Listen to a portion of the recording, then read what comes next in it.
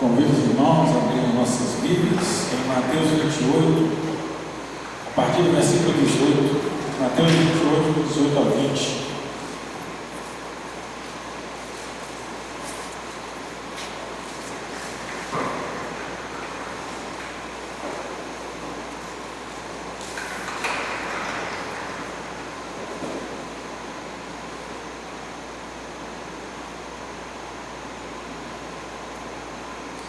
Mateus 28, de 18 a 20.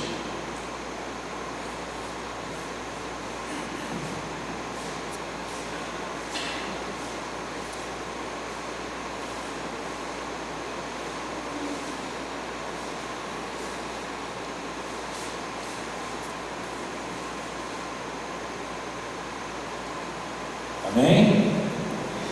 Mateus 28, de 18 a 20. Diz assim a palavra de Deus. Jesus, aproximando-se, falou-lhes, dizendo: toda a autoridade me foi dada no céu e na terra. Ide, portanto, fazei discípulos de todas as nações, batizando-os em nome do Pai, e do Filho e do Espírito Santo, ensinando-os a guardar todas as coisas que vos tenho ordenado. E eis que estou convosco todos os dias, até a consumação do século. Amém? Vamos orar, feche seus olhos comigo. Senhor Deus e Pai, nós te agradecemos, Senhor, por estarmos aqui reunidos em Teu nome, Pai.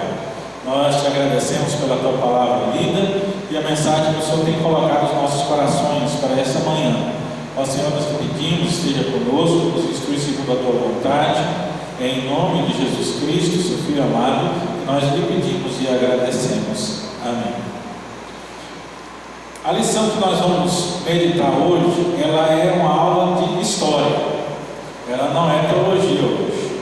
Nós lemos aqui como abertura para nós o texto da grande comissão, porque ela vai nos lembrar de algo muito importante na história que nós vamos ver hoje, que é ide fazer discípulos de todas as nações. Assim diz aí no versículo de número 19. Então, esse avançar todas as nações está no mandamento de Jesus básico.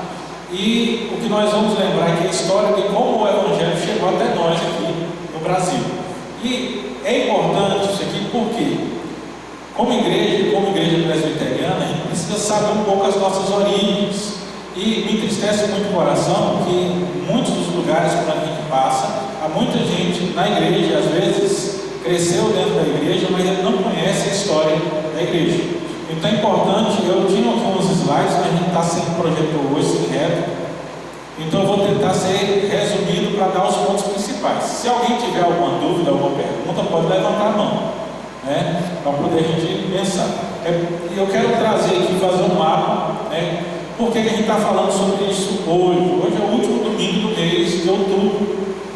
Nessa semana, antes do próximo domingo, nós temos aí o dia 31 de outubro.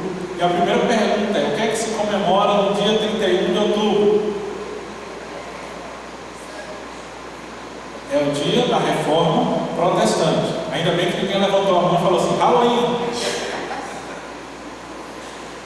Porque a gente tem essa data aí assombrando. E é interessante isso aí, né? Porque o pessoal coloca na escola o Halloween. Foi um negócio inventado nos Estados Unidos.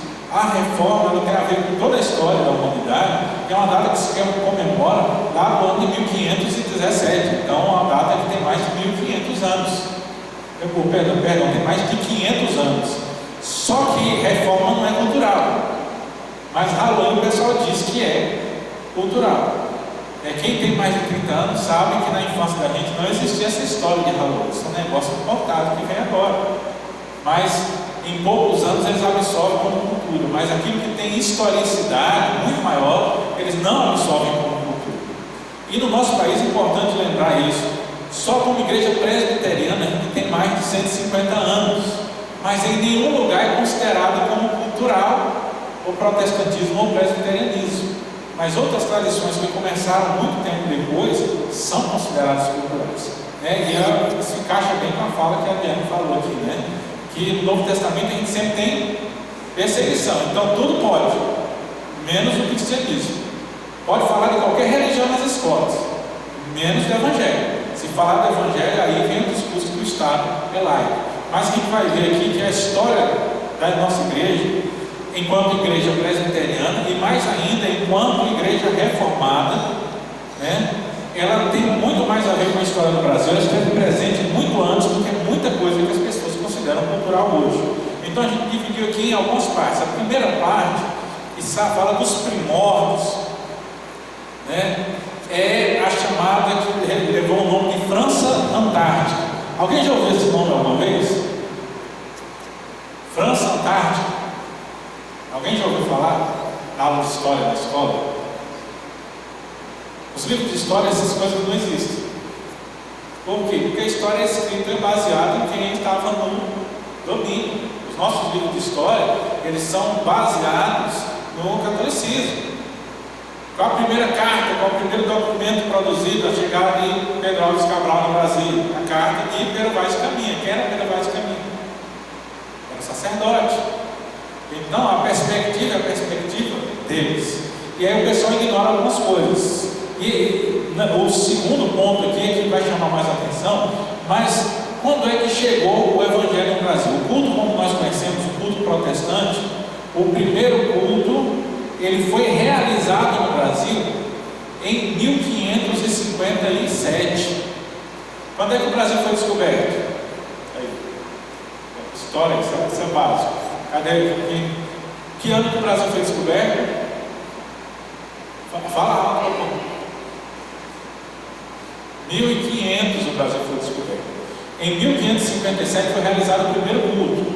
Na verdade, assim, os primeiros calvinistas, é por isso que eu falo de tem a relação conosco. Os primeiros calvinistas chegaram no Brasil em 1555, numa migração chamada de França Antártica. Esse pessoal saiu lá da Europa, fugindo da perseguição religiosa, e se estabeleceram aqui. E o grupo foi liderado por um homem chamado de Nicolas Durand de Villegagnon, um francês que veio com gente que se estabeleceu com a ilha da Baía de Guanabara. E o Villegagnon, ele escreveu para o próprio João Calvino, pedindo pastores e anunciando para a vinda de mais colonos. E eles vieram e se estabeleceram ali. E em 10 de março de 1557, eles realizaram o primeiro culto protestante no Brasil e possivelmente o primeiro culto protestante no Novo Mundo. Então, antes dos Estados Unidos, que é onde veio migrando já os ingleses para a América, com sua religião, já protestantes, antes de eles realizarem o culto lá, aqui no Brasil já tinha sido realizado o culto protestante. Então, 1557. Então, o evento maior aqui da França Antártica foi um documento chamado a Confissão de Fé da Guanabara. Se você entrar no Google aí, no seu celular, e pesquisar Confissão de Fé da Guanabara, você vai encontrar, vai aparecer alguns posts sobre isso, e talvez você ache um relato do documento em si. O que aconteceu? Depois eles foram perseguidos, porque o que é que o pessoal diz? É porque eram os franceses tentando invadir o Brasil, né? O pessoal querendo ser colono. Eles foram perseguidos porque eles eram protestantes. E os jesuítas que estavam aqui, jesuítas foram um grupo criado no catolicismo para perseguir protestantes. E aí eles foram perseguidos, foram condenados, né? Foram exortados a negar sua fé, senão eles seriam mortos. E a maioria deles foram mortos. Um foi deixado assim para depois, porque era um alfaiate que tinha, você vê que já era gente que tinha alguma capacitação, interesse, mas depois ele foi morto. Só que existia um sujeito chamado Jean de Lery, que ele conseguiu fugir, e ele escreveu um livro chamado Viagem à Terra do Brasil, onde ele conta esses relatos. Esse livro é datado em 1578. Talvez se você procurar ele também, você consegue encontrá-lo na internet. Mas esses homens foram desafiados e disseram: olha, vocês neguem a sua fé, ou então vocês morrem.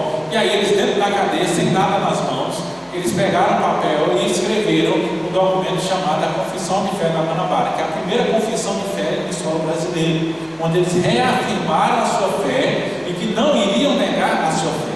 E depois disso eles foram mortos. Alguns relatos dizem que, se não me engano, o próprio Pedro Vaz de Caminha matou um deles com as próprias mãos. Então, essa foi a primeira chegada em 1555. Mas, o que aconteceu? Com essa morte, tudo se afasta. Mas há um segundo momento, antes da chegada dos primeiros missionários que nós conhecemos, que é chamado Brasil holandês. Talvez você na história tenha ouvido na escola falando da invasão holandesa. Essa história da invasão holandesa, da luta, como nós expulsamos os holandeses, o pessoal não conta, mas a história da igreja, ela vai nos trazer o relato real, que na verdade o grande problema dos holandeses não é porque os holandeses estavam tentando tomar o Brasil, eles nem se preocupavam com isso. Eles estavam tentando se estabelecer, eram colonos, Mas o grande problema é que no Brasil, chamado Brasil holandês, ali onde eles estabeleceram, havia liberdade de culto. Então, eles vão chegar depois de muito tempo, eles chegaram em 1630 e ficaram até 1654. Olha aí, quase 100 anos depois. Então eles se estabeleceram no Nordeste, principalmente ali na região de Recife. O maior governante ali, era chamado João Maurício de Nassau. Talvez esse nome você já tenha ouvido alguma vez. Ele esteve no Brasil durante 7 anos, mas foi o governante mais conhecido do Brasil holandês. A igreja oficial da colônia ali era a igreja reformada da Holanda. Havia liberdade de culto, então tinha gente ali na região, tanto judeus, quanto católicos, quanto protestantes. Essa é uma marca básica da reforma. Geralmente os lugares onde eram dominados pelos protestantes havia liberdade de culto. Não tinha liberdade de pregação, porque aí o pessoal não deixava também você chegar lá dentro e ficar falando o contrário. Mas você vivia livremente, você particularmente podia professar a sua religião. Nessa época, os judeus eles não tinham liberdade de culto. Nessa época no Brasil havia um termo que era chamado cristão novo, porque os inquisidores eles ficavam procurando, porque os judeus eles eram levados para a Inquisição e mortos pelo catolicismo naquela época. Então eles fugiam e se escondiam. Tem uma pesquisa muito interessante que mostra que no Nordeste principalmente há muitos judeus perdidos do Nordeste. Tem muitos costumes chamados costumes nordestinos que na verdade têm raízes no judaísmo, que eram pessoas que fugiram, trocaram de nome, eles vão falar ali principalmente nomes assim como santos, sobrenomes assim comuns, foram sobrenomes inventados por eles para poder tentar fugir, esconder identidade, para o pessoal não descobrir que eles eram judeus e não vir matar eles. Então você vê um costume comum no Nordeste, é a ideia da criança dizer que a criança não pode apontar para as estrelas, porque senão nasce uma verruga no dedo. Isso é muito difundido no Nordeste. Por que isso? Porque todo judeu ele esperava o sábado, o Shabat. E qual era a marca do Shabat? Quando aparecia a primeira estrela no céu, na sexta-feira, queria dizer que começou o sábado judaico. Então a partir dali eles guardavam o sábado. Então, como eles estavam aguardando, eles olhavam para o céu para ver a primeira estrela para marcar a entrada do sábado. Só que se o menino apontasse para cima, alguém podia olhar, olha, a criança está olhando para a estrela. Deve ser um judeu que está escondido aqui, então querendo guardar o sábado, e vinha perseguir a família. Então, para as crianças, eles não tinham como explicar para as crianças: a gente não pode dizer, olha, a gente não pode falar, porque senão o pessoal vai vir perseguir a gente. Então, para não assombrar as crianças, eles inventaram a história que se a criança apontasse para a estrela, nascia uma verruga na ponta do dedo, para o menino não apontar para o céu, para não denunciar eles.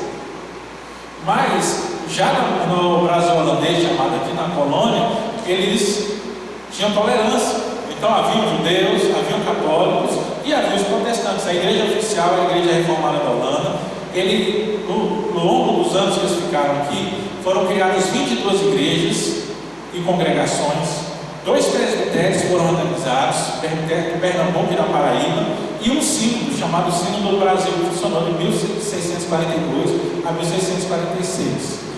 Além da assistência aos colonos europeus, a igreja fez um notável trabalho missionário junto aos índios. Houve pregação e ensino, foi criado um catecismo em língua nativa, os projetos incluíam a tradução das escrituras e a ordenação de pastores indígenas, o que não chegou a acontecer por causa da perseguição quando veio a frota de Portugal para poder combater os holandeses e expulsou os holandeses daqui. Com a expulsão dos holandeses, as igrejas se extinguiram e por um século e meio desapareceram os vestígios do calvinismo no Brasil. Então, veja bem, antes de se estabelecer a igreja evangélica no Brasil, o evangelho, através dos protestantes, já tinha chegado aqui 2 vezes. Então, quando alguém fala que, mas a igreja é isso, a igreja é aquilo, tem muitas igrejas que tentam falar de nós, eles ignoram a questão da historicidade e não entendem as pequenas divergências. Então, houve igreja protestante no Brasil há muito tempo, muito mais tempo do que as pessoas possam imaginar. E vale destacar, há muito mais tempo em que muitas igrejas que a gente conhece hoje como igrejas evangélicas, muito tempo antes delas mesmas existirem. Porque, por exemplo, tem algumas seitas, por exemplo, como Testemunho de Jeová e aos Adventistas do Sétimo Dia, que eles foram surgir nos Estados Unidos em 1600 e 1700. Teve o primeiro passo ali, o primeiro momento que marca a fundação. Nesse tempo já vinha o Evangelho chegado ao Brasil antes disso. E o Evangelho como nós conhecemos. Porque no Brasil tem vários tipos de igrejas.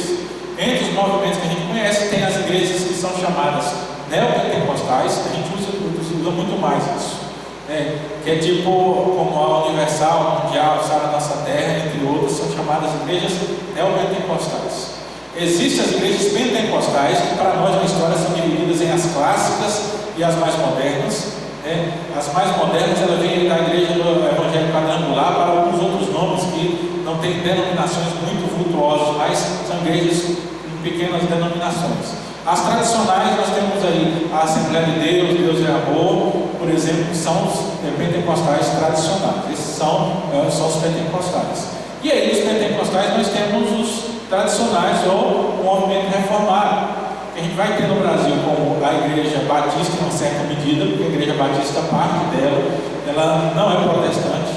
Hoje, que elas têm migrado muito mais ao protestantismo, mas de origem elas têm uma origem um pouco diferente, e eles até 1985 mais ou menos, eles ainda ensinavam que a Igreja Batista não tinha vindo da reforma.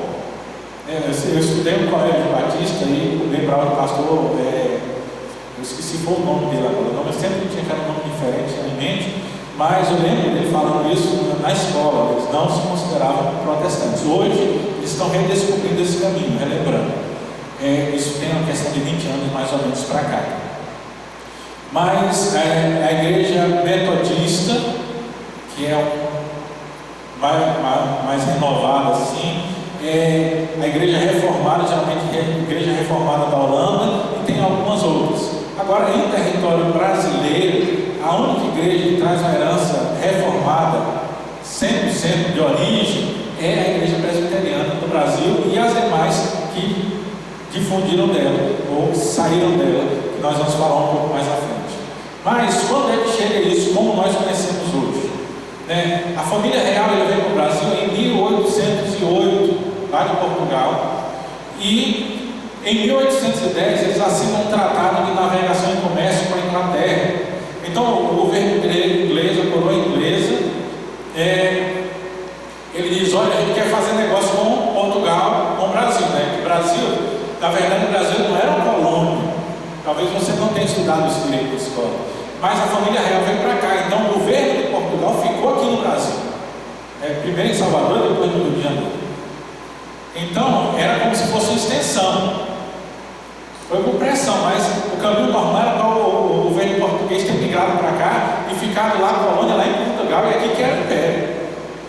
Mas o pessoal pressionou e para os mais antigos, para fazer a coroa voltar para Portugal, Por isso que tem aquele negócio todo. Mas eles chegaram e iam fazer tratado de comércio com a Inglaterra, porque eles queriam exportar o ouro para o Brasil, as iguarias, cana-de-açúcar, melaço, essas coisas aqui do Brasil, para a Inglaterra, que era o principal comércio do mundo. Só que o governo inglês, o rei falou: não, é o seguinte, a gente faz comércio com vocês. Agora a gente tem que assinar um tratado que os meus cidadãos que vão para aí para poder fazer comércio, para poder exportar, importar, comprar e vender, eles têm que ter direito de culto aí.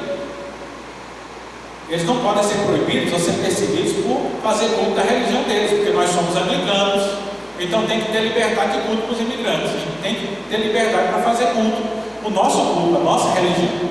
E aí o governo brasileiro ele assina esse tratado. E aí é permitido o culto no Brasil, católico. Só a partir daí há uma proteção legal, só que era limitado. O que é que eles determinavam? Que eles podiam se reunir, mas era proibido o proselitismo, né? Você já ouviu essa palavra? Você sabe o que significa proselitismo? Alguém tem ideia? Ajuda aí, se vocês participarem um pouco, vai ficar melhor. Proselitismo. Nem um chute. As professoras. Proselitismo é você converter alguém de uma religião para outra. Então, o que era o proselitismo? Quer dizer que eles não podiam pregar a religião evangélica para os católicos. Era proibido. Isso era proibido. E as igrejas, os lugares de culto, ele não podia ter a aparência de templo do lado de fora. O que é a aparência de templo? Ele não podia ter uma torre com sim. Geralmente esse que destacava, sempre tinha uma torre. Então não podia ter torre, sim, nesse tipo de aparência, sinal do lado de fora. Ele tinha que parecer uma casa comum do lado de fora.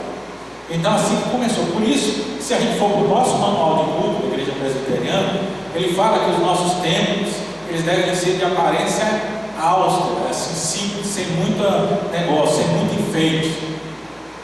Em parte vem porque a gente vem com a noção de que essas coisas eram evitadas por questões legais, primeiro, mas depois de que a atenção ela tem que estar na palavra, não no salão, não na decoração.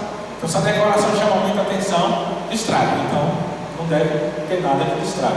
Então, por causa desse tratado, aí eles resolveram, aí eles viram a brecha. Em 1827, foi em que a iniciativa do cônsul da Prússia foi fundada no Rio de Janeiro a comunidade protestante alemã-francesa, onde juntavam luteranos e calvinistas. Porque são dois assim, a gente vai estudar a história, são duas doutrinas bem diferentes. É como você dizer que o pessoal se reunia no culto presbiteriano com assembleano. Mesmo tem umas diferenças. Geralmente mas eram o que eles tinham, então eles se juntavam. Tinha esse negócio, a gente tem isso aqui e a gente quer um culto que seja mais parecido com o nosso. É melhor do que ir para a igreja católica, que o padre vai estar lá orando de costa para a gente não vai entender nada. Então, durante várias décadas, o calvinismo ficou restrito aos imigrantes. Chegou aqui um pastor chamado James Cole Fletcher, teve uma longa vida aqui no Brasil a partir de 1851, foi o cara que abriu muitas portas, né? Ele introduziu o protestantismo nos ciclos entre a corte, no meio. Foi por influência dele que o reverendo Kelly, que era um congregacional, ele veio da Ilha da Madeira para o Brasil em 1855. Kelly era um médico também e já chegou tendo influência na corte. Então, 1855. Mas isso foi a preparação. Todos esses missionários e imigrantes, eles se limitavam ao quê? Ao culto entre os imigrantes. Fletcher e Kelly, eles começaram a pregar o evangelho, mas de forma muito velada. Tipo ali, eles tinham passagem na corte, entre os políticos, entre eles conversavam, só nas conversas muito. Então aqueles que eles conheciam bem, eles abriam um pouco, falavam um pouco do evangelho, mas nada de frente, assim, nem um combate. Era um negócio muito sutil, mas o que preparou o terreno? Haviam aqueles que eram chamados de compoutores. O que é um compoutor? O compoutor era um vendedor de Bíblia. Até hoje, se você vai em uma cidade que tem um centro da Sociedade Bíblica do Brasil, onde você compra a Bíblia, a maioria das Bíblias do Brasil é feita na Sociedade Bíblica do Brasil. Sabe aquelas que a gente olha assim que parece mais bonitinha, mais profissional, é tudo Sociedade Bíblica. Se ficar meio estranho, porque é uma outra editora. Eu não confio em Bíblia de outra editora que não seja na Sociedade Bíblica. Então você vai lá, tem todas as Bíblias, traduções que usam em todas as igrejas, tem com o nosso inário, tem com o inário, tem com a harpa, não sei o que, é tudo produzido pela Sociedade Bíblica. As nossas Bíblias com o nosso inário, elas são produzidas na Sociedade Bíblica a pedido do Supremo Conselho. Então, mas eles que produzem. Se você vai lá, você consegue fazer um cadastro, tinha um cadastro de compoutor. E aí você consegue comprar a Bíblia com desconto para poder você revender. Isso é muito fácil, muito simples. É só ir lá e fazer o cadastro. O compoutor, ele passava nas cidades vendendo Bíblias. Ele não pregava o Evangelho, ele vendia Bíblias. Ele anunciava. E muitas vezes, quando ele passava, muitos sacerdotes eles ficavam fazendo perseguição. Olha, essa Bíblia aí não é certa. Por quê? Porque a Bíblia é protestante, ela não tinha os 7 livros a mais lá que a Bíblia católica tinha. Então eles vendiam essas Bíblias, as pessoas compravam, porque as pessoas não tinham acesso à Bíblia naquele tempo. Nos padres só tinham lá, mandam muito para vender história bíblica, que eram ilustrados, isso aqui não tinha um texto bíblico completo, porque ainda era a cultura da Igreja Católica não dá acesso à Escritura. Eles ainda diziam que quem lê a Bíblia demais fica doido. Ainda tinha essa história. Então os computadores saíram vendendo Bíblias, e essas Bíblias que foram vendidas, o pessoal começou a ler, foi o que abriu o coração para os missionários que chegaram aí no Archipélago de Saigon em 1859. E aí vem a diferença que muitas pessoas contestam historicamente. O primeiro missionário que chegou no Brasil para pregar para os brasileiros foi Archipélago de Saigon. O pessoal fala, mas os fulanos chegaram primeiro. Para nós, a história é o seguinte: houve missionários que vieram primeiro, mas eles vieram para pregar entre os imigrantes. Eles faziam culto, é igual lá tinha um culto entre os luteranos, muitas vezes até em alemão, tinha culto entre os ingleses, havia culto no porto entre os marinheiros ingleses, havia culto entre os russos. Todo imigrante que está no Brasil tinha essa liberdade, eles tinham os locais de reunião, e viam muitos pastores, tanto é que alguns missionários eles ficavam basicamente nas cidades que tinha porto, tipo o Rio de Janeiro, porque o maior lugar da pregar era no porto. Isso não impedia que algum brasileiro ou outro fosse lá para poder ouvir. Às vezes acontecia, mas não era o objetivo principal deles. Eles não vieram para empreender isso. Simon ele veio para pregar para os brasileiros. Tanto é que ele chega em 1859 e logo um ano depois ele já faz o seu primeiro culto em português. Você imagina o cara chegar, pouco tempo para poder ele se estabelecer no Brasil, Então, o que é que a gente vai... Deixa eu só passar as páginas aqui para poder estar ficando melhor. E a gente vem para a história da Igreja Presbiteriana no Brasil, que ela tem algumas fases. Eu vou tentar fazer algumas, eu vou andar aqui para a gente não ficar muito afundado. Mas a primeira fase é chamada fase de implantação. Simonton, ele nasceu em 1833, ele foi alcançado por um reavivamento nos Estados Unidos em 1855. Um professor dele chamado Charles Hodge, até hoje nós temos muitos livros de Hodge, tem uma das melhores teologias sistemáticas, foi escrita por ele. Ele ouviu a pregação lá no seminário e isso levou o coração dela a pensar em missões. E por causa da história do reverendo Flat, que já era difundido nos Estados Unidos, ele colocou o Brasil no coração, ele queria ir para o Brasil. 3 anos depois, ele fez a sua candidatura junto à Junta de Missões, e 2 meses depois da ordenação, ele saiu do seminário, foi ordenado, com 26 anos de idade. 3 meses depois, ele embarca no Brasil e chega aqui no dia 12 de agosto de 1859, com 26 anos. Aí é o que eu gosto de lembrar da história de Simon, que é o seguinte: Simon chegou no Brasil, saiu dos Estados Unidos com 26 anos. Eu sei que a maioria aqui, principalmente os homens, quem é aqui que tem 26? Já fez 26? 25? Só tem um. A maioria de nós já tem mais que isso. Então, com 26 anos, ele tinha saído para o outro lado do mundo, sozinho. E numa época que você passava 3 meses no navio para vir dos Estados Unidos para cá, não tinha voo de avião.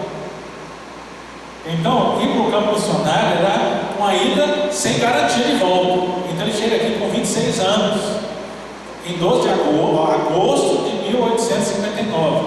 Em abril de 1860, ele dirige o primeiro culto em português. Então, ali ele começa. Em 62, ele recebeu os primeiros conversos, começou as primeiras igrejas. E no ano de 1962 foi fundada a Igreja Presbiteriana do Rio de Janeiro, que foi a primeira igreja presbiteriana no Brasil. Fundou o primeiro jornal. Esses dias eu vi alguém de uma denominação aí na internet falando: não, o primeiro jornal evangélico, mentira. O primeiro jornal evangélico do Brasil foi a Imprensa Evangélica, fundada em 1864 por Simon no Rio de Janeiro. O pessoal ignora. Em 1865, ele chegou em 59, 65 ele já fundou o primeiro presbitério do Rio de Janeiro. Em 1867, ele criou o primeiro seminário, chamado Seminário Primitivo. E em 1867, ele morreu de febre amarela aos 74 anos. Aí agora você pergunta, quem aqui tem menos de 74? Só o Ramon. Dos homens, só o Ramon. Aí você vê, da idade que a gente está, a maioria de nós está, sabe que eu já tinha morrido. Aí de 59 até 67, são quantos anos? São 8 anos. São 8 anos de vida como missionário no Brasil. Em 8 anos, ele fundou igrejas, ele fundou seminários, ele fundou jornal, ele estabeleceu tudo isso que sabe, então, na verdade, um grande mundo. É claro que ele teve ajuda da equipe, O seu cunhado, Alexander Blackford, foi um homem. E Blackford é aquele cara, sabe que é o grande fundador, mas Blackford foi o primeiro presidente de tudo, o primeiro presidente do presbitério, o primeiro presidente do sínodo foi o Blackford. E a mulher dele tinha morrido 2 anos antes. São 8 anos. Com 6 anos, aqui a mulher dele tinha morrido. Ele no segundo ou terceiro ano ele foi para os Estados Unidos, se casou e voltou com ela. A sua filha nasceu e a mulher morreu aqui em solo brasileiro. 2 anos depois ele morreu no solo brasileiro, deixando fundado aqui. Os seus principais colaboradores, como fala aqui, foram o reverendo Blackford, que em 1865 organizou a igreja de São Paulo e Brotas. Francis Schneider, que trabalhou entre os imigrantes alemães do Rio Claro, seu nome seminário no Rio e foi missionário na Bahia, na região ali central, a igreja da Bahia, lá em Salvador, dos pioneiros. O reverendo Chamberlain, evangelista e operoso pastor da igreja de São Paulo. Esses foram alguns. As igrejas organizadas nesse período, entre 1859 e 1869, no período de implantação. Eles organizaram as igrejas de Lorena, Borda da Mata, Pouso Alegre e Sorocaba. O homem que mais contribuiu para essas igrejas, já foi falado aqui anteriormente por nós, o reverendo José Manuel da Conceição, que já chegou depois, o ex-sacerdote, foi o primeiro brasileiro a ser ordenado ministro do Evangelho em 1865. Aí você vê na nossa história mais uma data do nosso calendário. 17 de dezembro de 1865, a ordenação do primeiro pastor brasileiro. É por isso que a gente comemora o dia do pastor em 17 de dezembro. As outras denominações aí comemoram o dia do pastor em julho, é outra data. Nós não comemoramos essa data. Eu sempre falo para os irmãos, que o pessoal começa a colocar feliz dia do pastor, de alguém manda de nós comemoramos em 17 de dezembro. Não é outra data, 17 de dezembro, por causa do reverendo José Manuel da Conceição, o primeiro pastor brasileiro. Foi evangelista na cidade do interior de São Paulo, Vale do Paraíba, sul de Minas, pregando o evangelho da graça de Deus. Então, esse é o primeiro período, a implantação, presbitério, igrejas, principalmente na região de São Paulo, começou a chegar em outros lugares. A consolidação em 1869 até 1888. Então, saibam dos seus companheiros, eles eram da igreja do norte dos Estados Unidos. A sigla é PECUSA, PC, Presbyterian Church USA, Igreja Presbiteriana dos Estados Unidos. Em 1869, chegaram os primeiros missionários da igreja do sul dos Estados Unidos, a PECUS, Presbyterian Church no United States, Igreja do Sul. Entre eles, George Nash, Eduardo Leme, eles se fixaram principalmente em Campinas. Então a gente teve 2 missões no Brasil, a do Norte e a do Sul. Qual a diferença?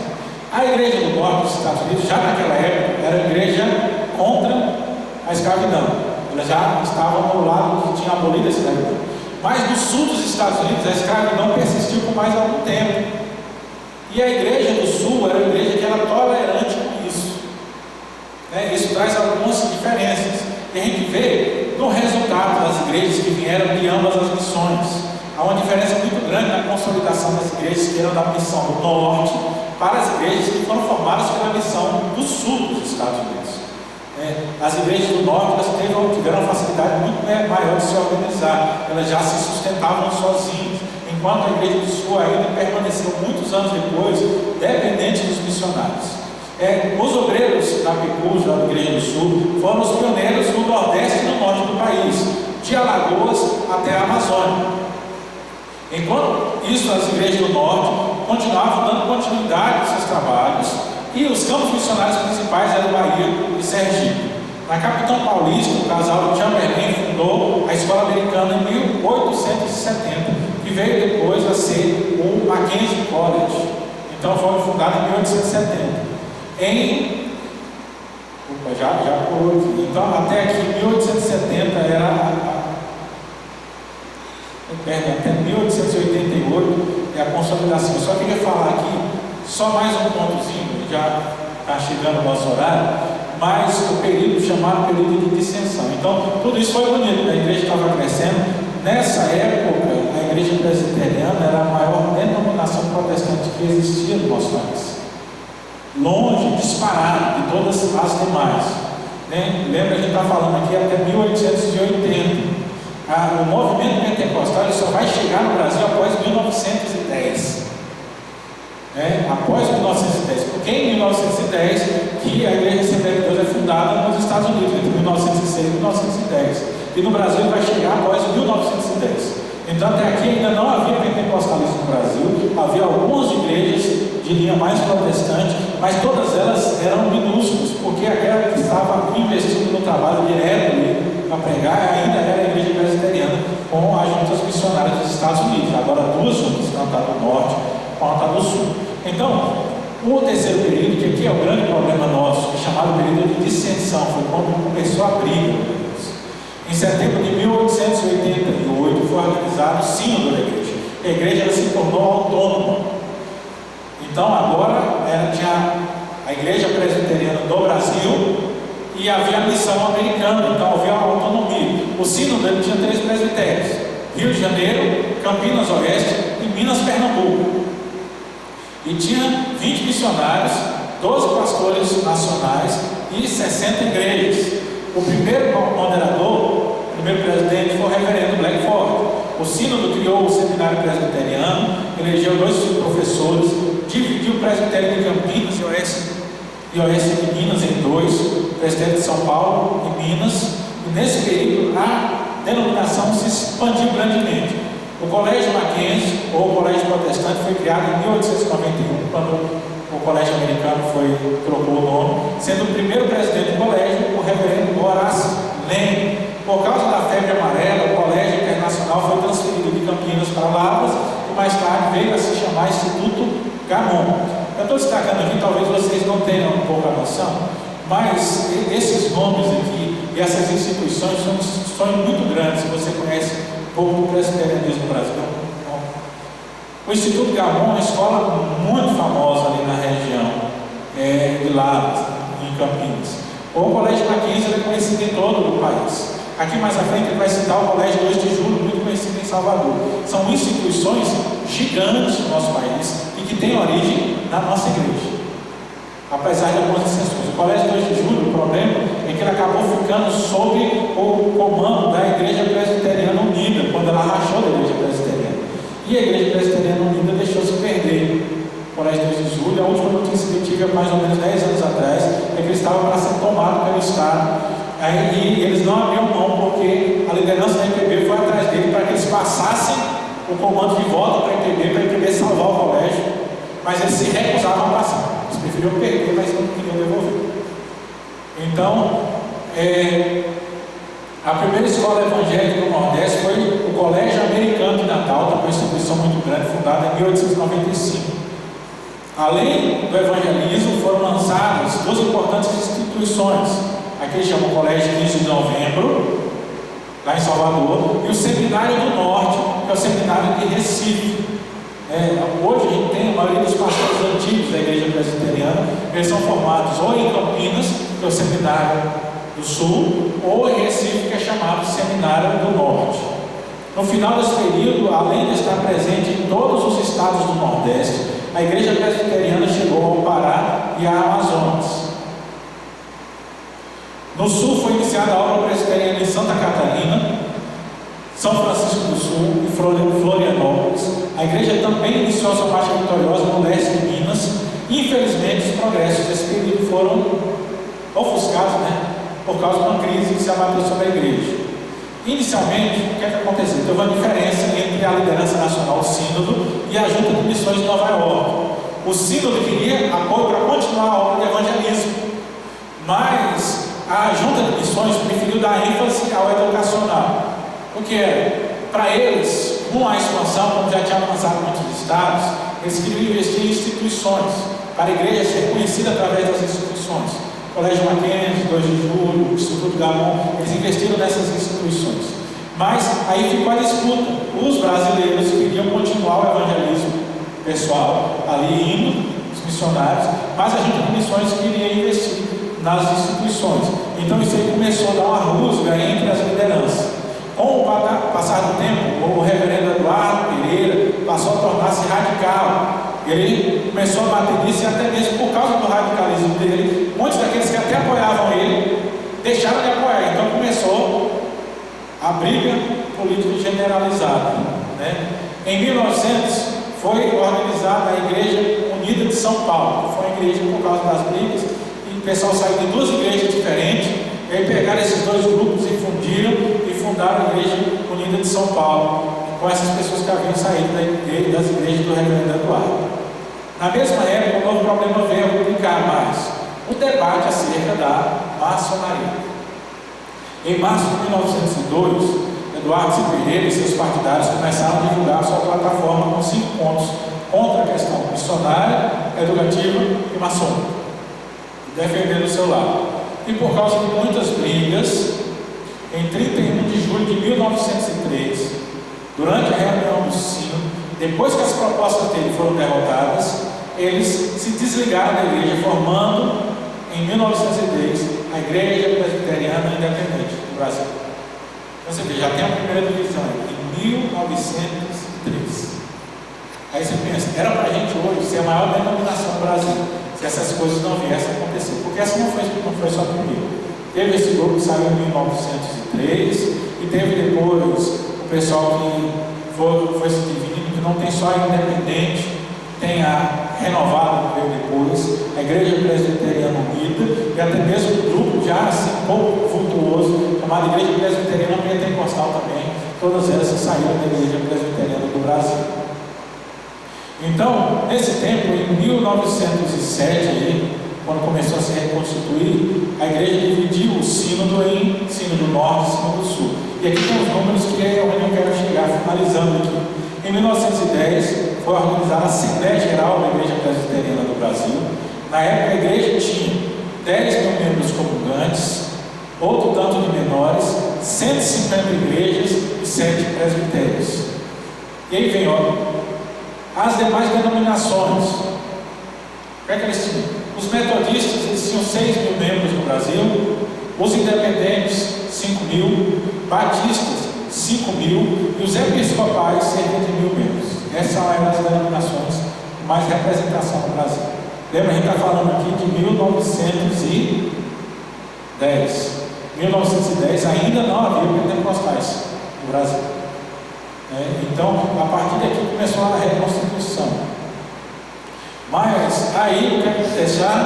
Aquele crescimento que vinha exponencialmente já foi estagnado por causa dessas questões. É por isso que eu falo muito, a gente tem que olhar para a nossa história, que a gente vê o que? É a questão política dentro da igreja. Quando eu falo política, não é política do partido, do candidato. É a questão de ideias dentro dos nossos concílios, sejam presbitérios, sínodos, Supremo Concílio, seja até mesmo dentro dos conselhos das igrejas, que a gente precisa estar atento. Às vezes, quando a gente quer fazer demais, defender demais uma ideia, a gente precisa tomar cuidado com o todo. E é interessante como isso não acontece só nos concílios, né? A gente vê isso muitas vezes migrando até para dentro das sociedades internas. E a gente perde, se no coração desses homens lá atrás, eles tivessem a paciência de entender que não é a ferro e fogo que se leva as coisas, talvez hoje poderia continuar no andamento, ser a maior igreja evangélica do país. Mas por causa dessas questões a gente acabou perdendo o ritmo de crescimento. E isso foi nos atrapalhando muito. E por isso a igreja ela está aí. Nós ainda mantemos a mesma raiz que a igreja presbiteriana tem quando chegou aqui em 1859. A confissão de fé que foi trazida da igreja americana, que hoje traduzida para o português, é a mesma confissão de fé que nós temos ainda. Então, doutrinariamente, nós ainda mantemos as mesmas raízes desde 1859, e eu falo até mais, as mesmas raízes não só de 1859 quando chegou aqui, mas as mesmas raízes lá de 1555, quando os primeiros calvinistas chegaram no Brasil. Essas raízes estão aí conosco, nós carregamos a história conosco, e aí nós precisamos conhecer a história, porque é interessante como, por ser uma igreja tradicional, muitas vezes nós não somos conhecidos em muitas cidades, especialmente nas cidades do interior, especialmente em regiões aqui como Tocantins, o Goiás. Você chega ali mais para próximo de Séries, que é onde os missionários americanos da terceira geração estiveram ali você tem um pouco mais de conhecimento, mas nas regiões mais afastadas você não tem. Regiões como a região oeste da Bahia, onde eu estava também, há pouco conhecimento a respeito do presbiterianismo. Mas se você vai para a região de Irecê, da Chapada Diamantina ali, onde se estabeleceu a missão, eles tinham mais conhecidas, são igrejas mais antigas, já centenárias, mas há muitos lugares que não conhecem, e muitas vezes nós somos bombardeados pelos nossos irmãos, por falta de conhecimento da nossa história, tentando dizer assim que, é porque a sua igreja chegou agora. Não, nós não chegamos agora. Muito antes de todas essas coisas, a gente vê o relato aqui, antes de se estabelecer, antes de chegar o pentecostalismo no Brasil, a gente tinha alcançado já quase todos os estados do Nordeste. Já tinha chegado em Amazonas, já tinha fundado a missão, os primeiros missionários já tinham ido para o Mato Grosso, a base da missão Kaiowá já tinha sido formada, ela vem remota a essa atividade aqui desses missionários americanos, lá no começo de 1900. Hoje nós estamos sobre as instituições que são centenárias, que fazem parte da nossa história. E nós precisamos conhecer a nossa história também para não ficar engolindo qualquer coisa. Porque as pessoas querem dizer que sabem, mas elas não conhecem nem mesmo, às vezes, a sua própria história. Ficam se baseando na história que foi escrita pela religião que era a religião dominante do nosso país, que era o catolicismo, e que faz questão de apagar qualquer sinal nos seus registros da existência da igreja protestante já desde os primórdios do nosso país. Então, outubro, especialmente para nós, eu falo especialmente para nós, que somos uma das principais igrejas, na minha concepção, a principal igreja da herança protestante, a herança da reforma no Brasil. A gente precisa lembrar que 31 de outubro é dia da reforma protestante, não é Halloween. Não é Halloween. Então, não deixe se levar a isso. Conte a história das crianças. Não deixe elas ficar presas, porque ela está na internet, ela está na televisão. O que a televisão está dizendo? A propaganda do Halloween. De onde é que vem isso? Isso vem do inimigo. Ele quer que a gente esqueça a nossa história e coloque outra coisa ali. Não faça como um pai que eu vi, se não me engano, nos Estados Unidos, que o pessoal foi. A escola estava fazendo todas as crianças se fantasiarem com Halloween, ele pegou e fantasiou o menino Martin Lutero e mandou ele com um martelinho de plástico e um papel para a escola. Então, seja resistente, lembre-se da sua história, é nossa história, faz parte da nossa história, e nós principalmente temos que levantar, mas a história de toda a igreja evangélica no Brasil. Essa história da reforma é a história de toda a igreja evangélica no Brasil. Só existe igreja evangélica hoje porque houve reforma. Se não existisse reforma, não tinha igreja evangélica. As pessoas muitas vezes querem ignorar isso. Mas a reforma é a base de toda a igreja que fosse. Se não fosse a reforma, ainda estava todo mundo preso lá dentro do catolicismo, sendo excomungado por pensar qualquer coisa diferente. Então, não se engane e lembre-se da história. Que a história que conta quando nós vimos. A história aqui que vai mostrar o quê? Ela mostra Archibald Simon fazendo aquilo que lá em Mateus 28, 19 diz: pregai o evangelho em todas as nações. O que Simon estava fazendo era cumprindo a escritura. E a história nos mostra que nós mesmo vivendo depois do tempo bíblico, assim como ele fez, porque ele está muito mais perto de nós do que estava lá no Novo Testamento, né? O Novo Testamento foi escrito no primeiro século. Então, 1800 anos praticamente antes de sábado. Já nós estamos aqui só há 160 e poucos anos de sábado. Ele está muito mais perto de nós do que da Bíblia. Então, ele cumprir o ID aqui é também um testemunho que nós hoje podemos e devemos continuar cumprindo o ID de pregar o Evangelho a toda criatura, a todas as nações. Então, o Evangelho, a gente vê lá no começo, ele já foi espalhado em muitos estados do Brasil, e agora nós precisamos continuar espalhando, porque ele já está no nosso estado, mas não está em todas as cidades, né? Não está em todos os bairros da nossa cidade, não está em todas as pessoas. É a responsabilidade nossa seguir os passos desses homens da história e transmitir o Evangelho para aqueles que estão próximos de nós, continuar alcançando mais e mais as pessoas através do Evangelho e se lembrando da nossa história para celebrar isso. Amém?